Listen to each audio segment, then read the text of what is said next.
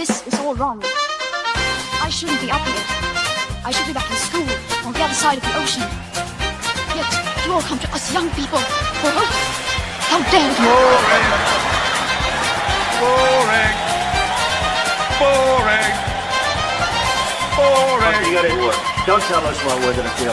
We're trying to solve a problem. Don't tell us what we're gonna feel. I'm not telling you. Because you're in no position to dictate that. That's exactly what you're doing. You're in no position to dictate what we're gonna feel.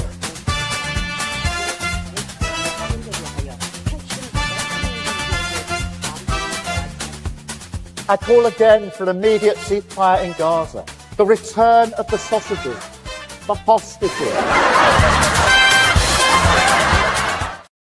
Greetings one and all, Lembit Öpik here on Lembit Öpik Live on Unprecedented TV. Welcome to the show where we try to give you the facts and our opinions, but now the two shall meet so that you know when I'm giving you my point of view, and I trust you to be smart enough to work out your own. Do please like and subscribe on our YouTube channel. Thank you to all of you who have done so. We're really wanting to put a couple of noughts on the number of subscribers. And the more that you subscribe, it doesn't cost you anything, the more we can do on the shows. And we have a fantastic lineup. And indeed, my guest today is one of our co-presenters, Marilyn Hawes. I'll be talking about her in just a minute. What's the subject matter then? Well, toxic masculinity. It's a phrase that we hear a lot, especially in Parliament, from politicians who think they've got it all sorted out. They want to stop violence against women and girls. And they're fighting the good fight to stop domestic abuse. There's one small problem with that. A very large proportion of domestic abuse is against men and boys. So why aren't they talking about those as well? Why is it always about women and girls? Somewhere between a quarter and a third of all domestic abuse goes from female to male. You may not think that from the reportage, the coverage, and the relentless commentary about this in the mainstream media, and also in series like Adolescence, which goes on about toxic masculinity, whatever that is, and we'll talk about the definition in a moment. I put it to you that this is discrimination against men. Worst of all, it's discrimination against victims of domestic abuse. It makes me rage when I watch the mainstream going along with ministers like Jess Phillips, who apparently is responsible for stopping violence against women and girls, and they never or almost never seem to question the fact that men and boys are victims too. Why? Maybe it's because the narrative doesn't work. How can you be toxically masculine if you're also a victim of abuse? Lots of problems there. I put it to you that the reality here is that we should be stopping abuse, not abuse against women and girls, not abuse against men and boys for that matter, just abuse. Because if you're a victim, it doesn't matter what your gender is, it's wrecking your life and probably the lives of those around you, especially if there are children involved. And it makes me angry. Luckily, we have somebody who isn't just a friend of Unprecedented, but one of our co-presenters. It's Marilyn Hawes. Marilyn, good to see you. How are you doing? I'm fine, thank you. Lovely to see you.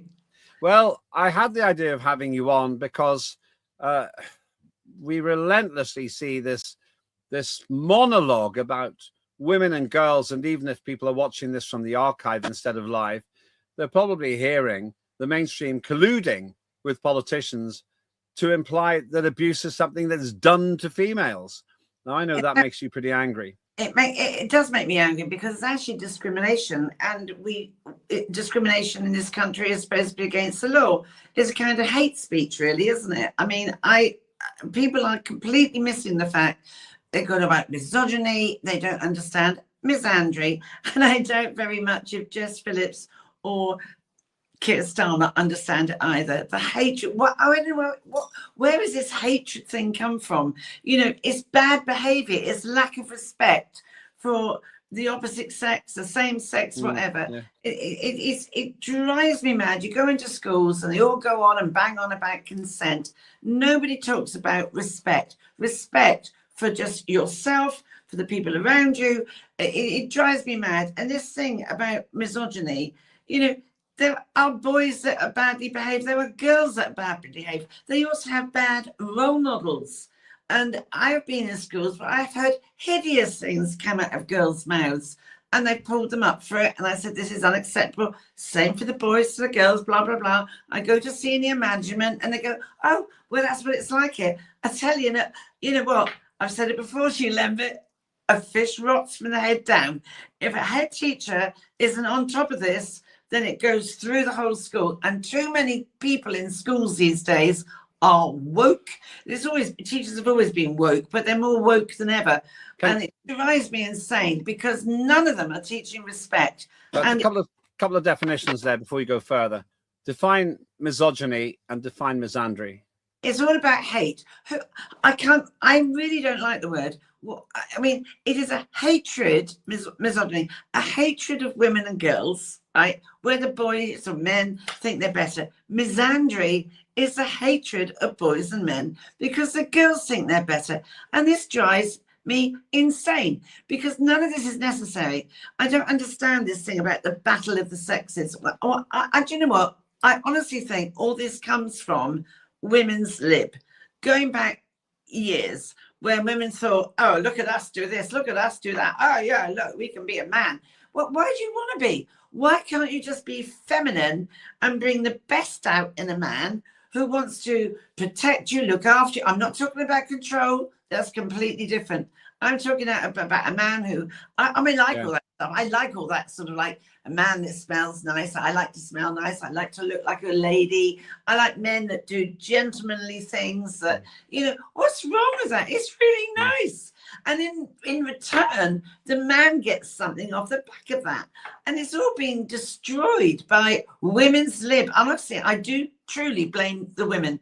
And I don't care if women don't like it. It's true. When women's lib came on the table, I feel sorry for men and boys. They're lost because they don't know what their role is because women have destroyed it. By not wanting to be female and not wanting to enjoy those things that a man can bring that makes you feel extremely special. Well, I want to talk about, just before we go further again, I do have to say that you won a great victory because I wasn't sure if fish do rot from the head down, but it turned out that you were correct. You're absolutely right. And on another show, and if you're looking through the archive, you'll find it. We got this. If we found a fishing bait company. What would you believe it's called? Starmer Baits. Starmer Baits.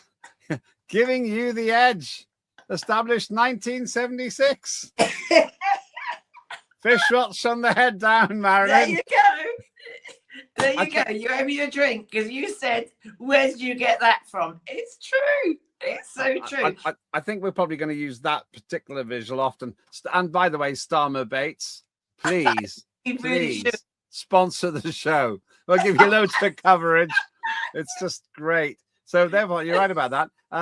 Anyway, just in terms of the whole situation, it does seem to me that there's a massive hate campaign against masculinity. Caution, toxic masculinity. This phrase, which is alliterative, rolls off the tongue, sounds like it means something. Terrible. Toxic masculinity.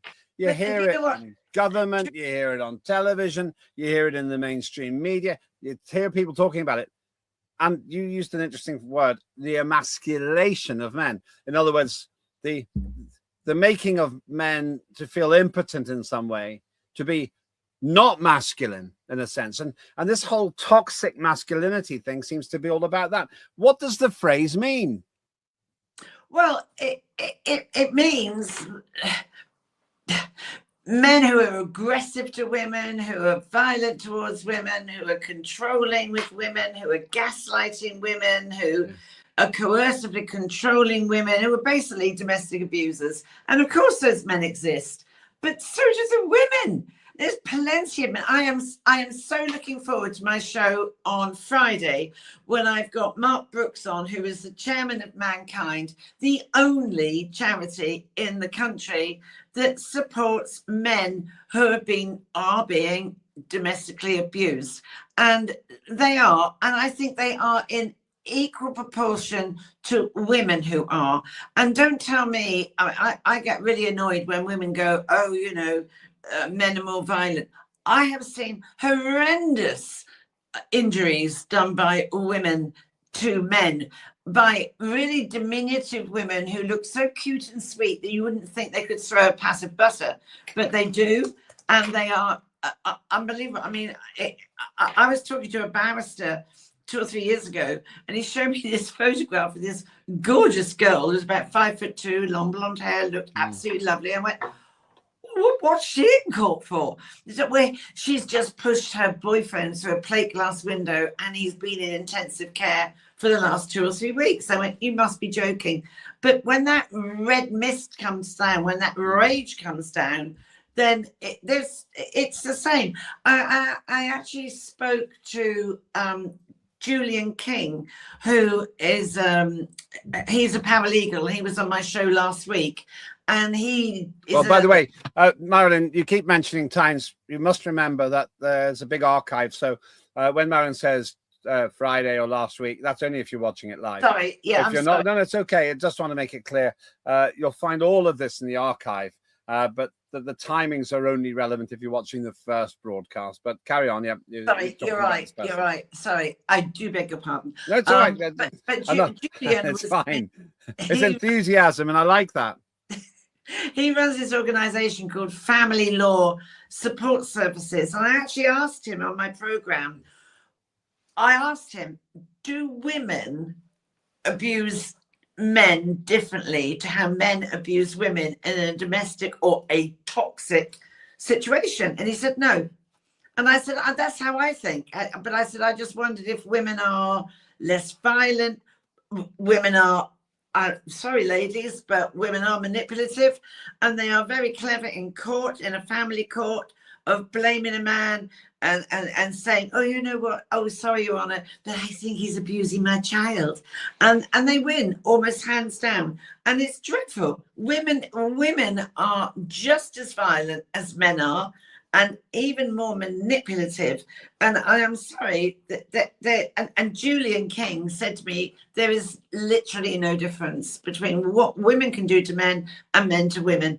And it's just outrageous. This is discrimination. It is a form of hate against men. I feel so sorry. I've got little boy grandchildren, and I worry for them. They're little sweethearts. And I think, why should they grow up having to go on a misogyny course? What? And I have to say this, and I'm sorry if we are a free speech program.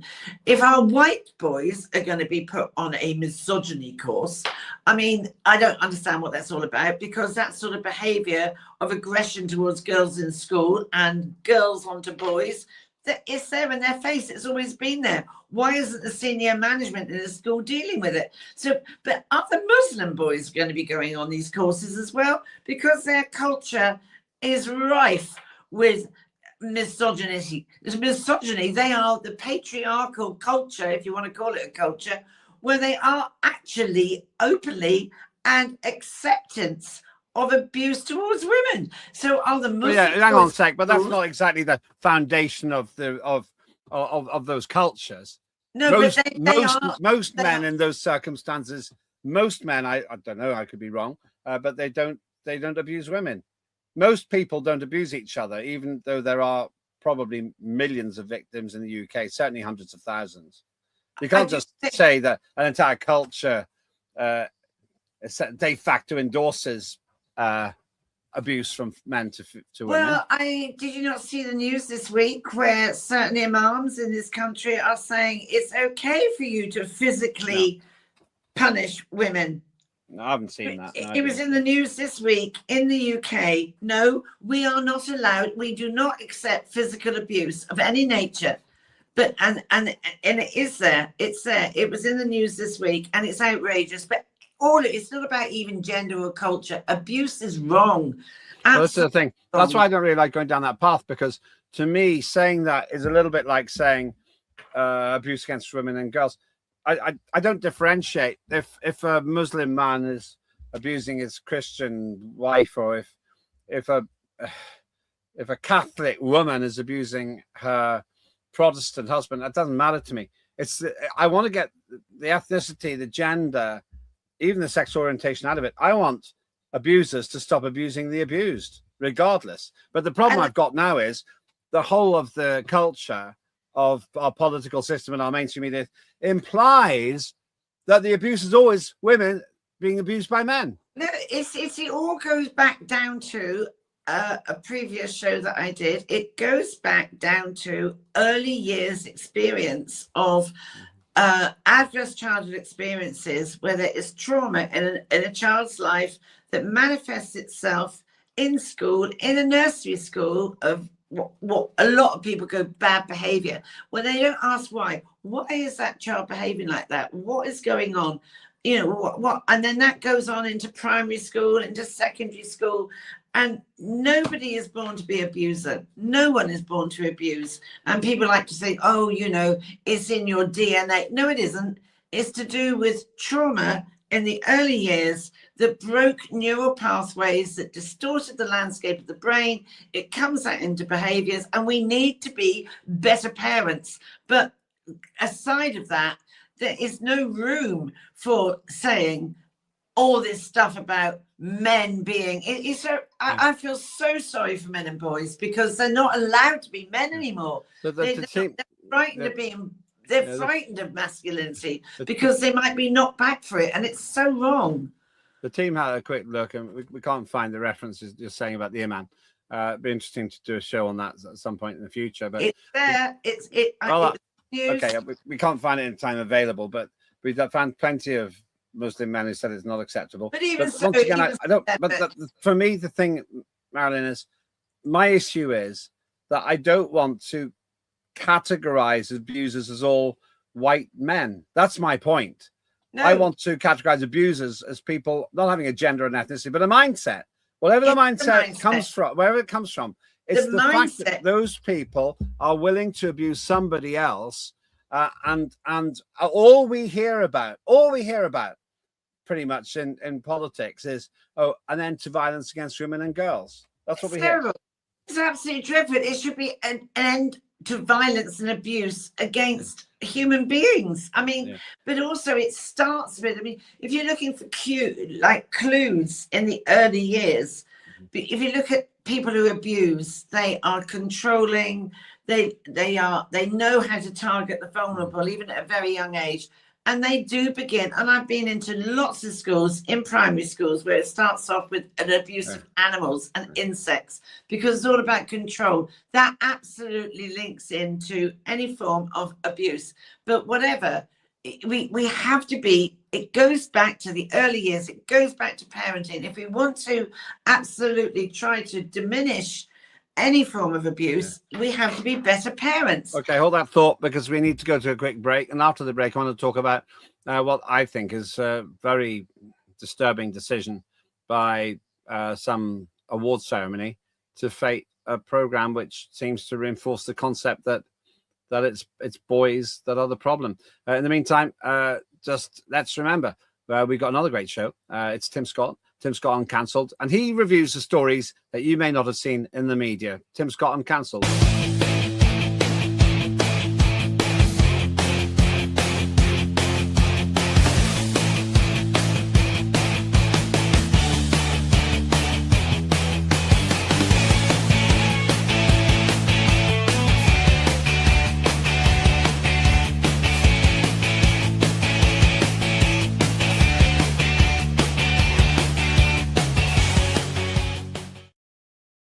Scott Uncancelled, fantastic presenter, great insights, and a true advocate of free speech. He is the supremo at the Freedom Association. There's a clue in the name. Somebody else is free thinking and free speaking. It's Marilyn Hawes, who's the Chief Executive Officer of Freedom from Abuse. So you're doing a lot about this subject. What does your Freedom from Abuse organization do, by the way, Marilyn? Well, we're trying to prevent abuse by highlighting it to schools, parents, teachers, anyone that will listen to us about how you recognize somebody who is abusive in the first place, whether they're 3 years old, 5 years old, whatever. How do those different behaviors manifest themselves at certain stages where they may have been missed? People are not inquisitive. See, my thing is, a child behaves in a certain way. I've never gone, oh, well, naughty boy or naughty girl. I think, well, why? Why are they behaving like that? What is it that's happening here? And so much of it goes back to parenting. So, as I say, no one is born to abuse. But that aside, what annoys me is we do have abuse. We do have abusers. We need to reduce it. We'll only reduce it with better awareness and better parenting. But in the meantime, we cannot bring gender into it. This is what's going on with the government and Keir Starmer is outrageous. Because if I was a boy or a man now, I'd think, well, what am I supposed to do? Am I going to be, am I going to be accused every time I help a girl or a woman? Am I going, well, what am I supposed to do? Do I just sit here like aimlessly with my arms folded and not do anything? What is my role? And I it's just dreadful. And I honestly do believe, I don't care what women come back at me, the women started this with the early women's lib movement by thinking they could be men. I don't want to be a man. I'm a woman. I like being a woman. I want to be treated like a woman. And I don't understand women today that don't want to be like that. It's underlined by the way that the government operates. This is Jess Phillips, who's sitting there smugly looking important. Jess Phillips' question on funding of violence against women and girls services is meant to be a great story. The Home Affairs Committee will question the Minister for Safeguarding and Violence against Women and Girls. There isn't a safeguarding against safeguarding against. There isn't a Minister for Safeguarding and Violence against men and boys. That's what I'm trying to say. It's not quite right. It should be safeguarding against abuse. There should be one gender or another. Here's another one. There's Parliamentary Under Secretary of State for Safeguarding and Violence against Women and Girls. Why isn't it just the Parliamentary Under Secretary of State for Safeguarding against Abuse? Why doesn't it say that? Or against, that's it. I mean, why do you call it that? So they've actually reinforced the very thing you're saying because they've thought it's so important to focus on women and girls that they don't even have an equivalent minister for men and boys. But they're not even getting that right, Lembit, because they're not even... They don't even know. They're a bunch of numpties. They don't even understand where to start with violence against women and girls. It's all hot air that's emanating out of their backside. They don't have a clue. They're useless. It's all hot air. Jess Phillips, honestly, she could take a one-way ticket to the moon for all I care. She's awful. She's an awful woman. But I really do feel, I mean, I've got little baby grandboys, and I think, what's it going to be like for them? I mean, they're lovely, kind little kids, and you might be misogynistic. It's dreadful. It's dreadful. I honestly, I abhor it because it's about discrimination, and I don't like discrimination anyway. But it is discriminating about young boys, young teenagers, young men, elderly men, older men, whatever, who have lost their path of what a man. But also, I would say that, with respect, I think dads need to stand up more. Fathers need to stand up more. And there's a lot of dads that just leave everything to the woman. And we need dads. We need dads to be, fathers to be dads, to help their young sons to how to be a boy, how to be a man. What is it? What is it to be masculine? And I've said this with teenagers when I've gone into schools. Do you know what it is to be masculine? No, they say no. Let's look at an example of something which has just won a lot of awards. Keir Starmer is loving adolescence, a Netflix drama about a boy who I think is accused of murder. And there's all kinds of issues I've got with the production, which is allegedly based on some reality. Let's not go down that path. But then, and won all these awards. Everyone's in the mainstream, it's saying how great it is. It is adolescence wins big. And they're all saying, oh, this is a great example of toxic masculinity. The phrase being used again and again and again, day after day after day. Now, I am concerned about that because there's no equivalent in the other direction. You get films like Misery, where a woman contains a a man who's basically had an accident and won't let him go. But by and large, this has been pushed around by the Labour Party, by lots of other politicians, as an example of toxic masculinity. And I loathe that because it reinforces exactly the stereotype. It discriminates. It makes abuse a sexually discriminating policy when it should be about mindset, not gender. It is mindset, not gender. I refuse to watch it. I thought that award was despicable. I will not watch it. I read what it was about. And I was like, I'm not watching it. I just completely. I don't go down that route whatsoever. It's dreadful. And this is a head. This is a prime minister who goes on about hate speech, and that's exactly what's happening. You know, and that sort of thing, like adolescence. People that have watched it, and that it like drip, drip, drip. It sort of soaks into your psychology, if you like, and then you come out. Oh yes, I agree with that. I won't watch this. I will not watch stuff like that. I refuse to watch it because I knew from the start it was discriminatory and it's completely unbalanced. It's designed to be. They might argue, oh well, it's not meant to be. It's meant to be drama, but no, it's been endlessly promoted as some great political statement. And of course, they're all, in my view, the lightweight. I'd love to win awards for unprecedented, don't get me wrong, but I'd like to not do it on the basis of tokenism, but you never know. Maybe something we produce will either be a parody, or it could be a satire, or it could even be some shocking drama. People go, oh yeah, that was really brave, and we win awards. I don't know. But what worries me about this is the fact that it reinforces exactly the stereotypes and paradigms that you've just been saying. And then you've got the terminology as well. Can we just get that biohazard up one, please? There's this thing that we came across, and yeah, there it is. Toxic masculinity, biohazard. Oh, I mean, it's just awful. It makes it sound like men are some kind of a poison. Oh, that is awful. That is, please take it down. I think that's absolutely hideous. Honestly, it's awful. And we need to, Lembit, we talked about it and we need to do it.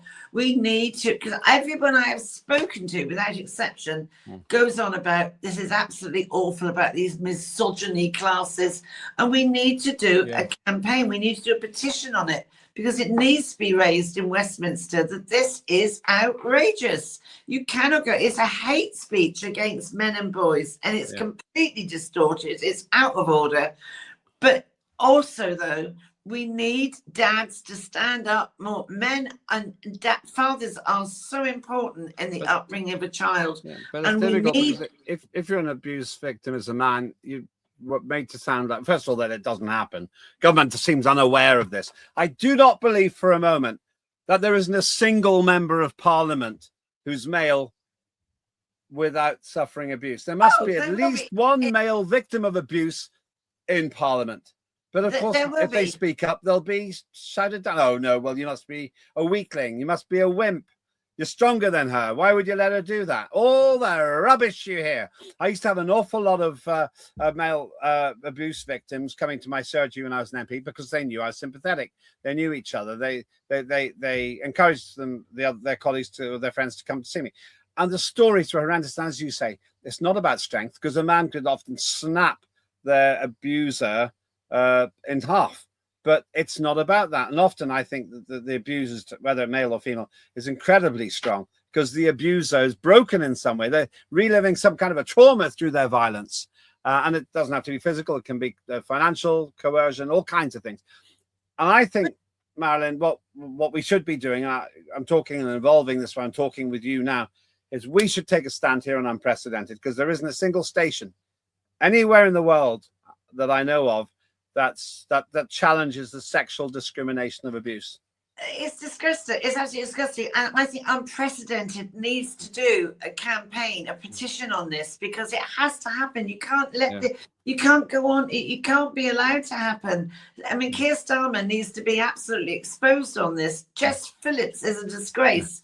You know, it is absolutely appalling. I would love to look at the men that are sat, all those people sat in Westminster, how many of them are going through this? And it is absolutely awful. I'm so looking forward to talking to Mark Brooks from Mankind, because he told me the other day, the statistics are, there's very little difference Very little difference. But the thing is, what annoys me is that, I mean, the police are utterly useless on this, even dealing with women and domestic abuse. But I've known men that have gone to the police station and said, you know, this is what's happening. And the police officers have laughed at them and said, oh, you let a woman hit you. What sort of man are you?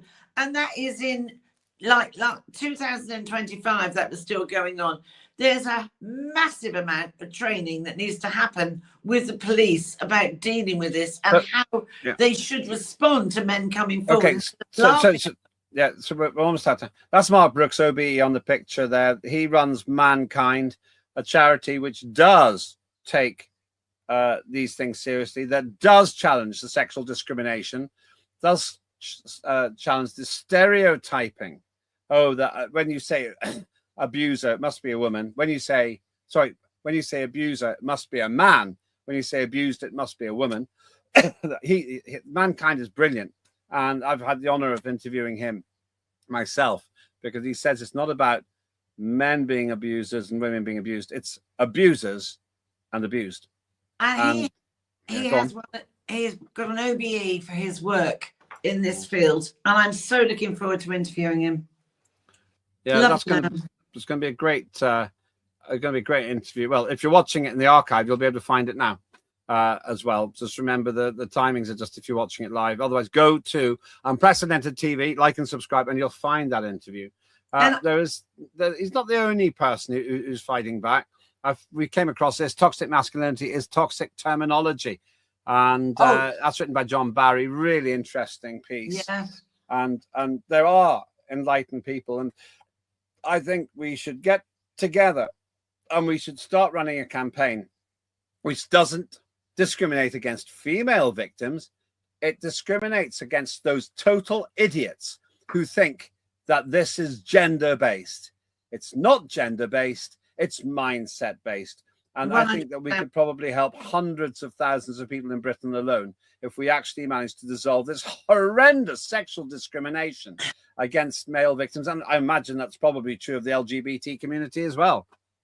I honestly think, Lembit, by taking the gender out of it, I think it would take a big heavy weight off a lot of people's shoulders and think, phew, I can come forward. It's not just this. People aren't, you know, I am being abused domestically. I'm being abused. I mean, and to say take the gender out of it, I think would literally liberate a lot of people to come forward. It's important, really important that we do a petition and campaign and shame Keir Starmer and Jess Phillips. Truly, we have to do that for the sake of our boys and men and anyone. Of course, if you're watching this, gender-based, it's a broken mindset. If you're watching broken mindset, that's exactly it. If you're watching this in the archive, they may be gone already, of course. Maybe thanks to a campaign that we run here. That's a great thing. This is like a time capsule to see how effective they can be to help hundreds of thousands of people who are being ignored who experience abuse. Marilyn, thanks so much for being with us. That's Marilyn Hawes, the Chief Executive Officer of Freedom from Abuse. If you've experienced this, contact Mankind or Freedom from Abuse. They're great charities who do great work. I don't care what your gender is or indeed your sexual orientation. I care about whether you're an abuser or whether you've been abused. And a lot of people have been one or the other. My mission, and working with Marilyn Hawes, I think I can achieve this, is to destigmatize for men the idea that just because you're male, you shouldn't be abused. That only works if you think that might is right. Maybe some countries think that, but I don't. And let me pay credit to some of the male abused victims that I know, because they could have smashed their abuser into pieces, but instead they endured it, often for the sake of children. I think Marilyn's right. We need to take a stand because no one in the mainstream media is doing this. And I don't know of any other station either. We will take this on. There is hope. And to quote what Donald Trump said in a different context, help is on its way. Please join us as you see our campaign developing and stand up to be counted. You do not deserve to be abused, whatever your gender, your orientation, your age, your size, or the nature of the abuse. We're going to do something about this. Thanks to Marilyn. Thanks to the team. Thanks for watching, and call out abuse regardless of gender. It's time to end abuse. Full stop. I'm Lembit Öpik. This is Lembit Öpik Live. Please like and subscribe to Unprecedented TV. And if this is a subject that matters to you, then I can tell you now, this is the right time for you to get involved in what we're doing. And just one last thing. I don't discuss these things with any pleasure or joy. I discuss them because they have to be discussed. That's the nature of free speech. Have a good day.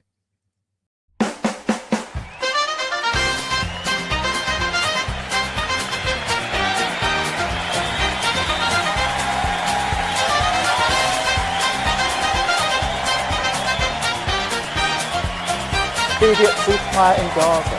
The return of the sausages.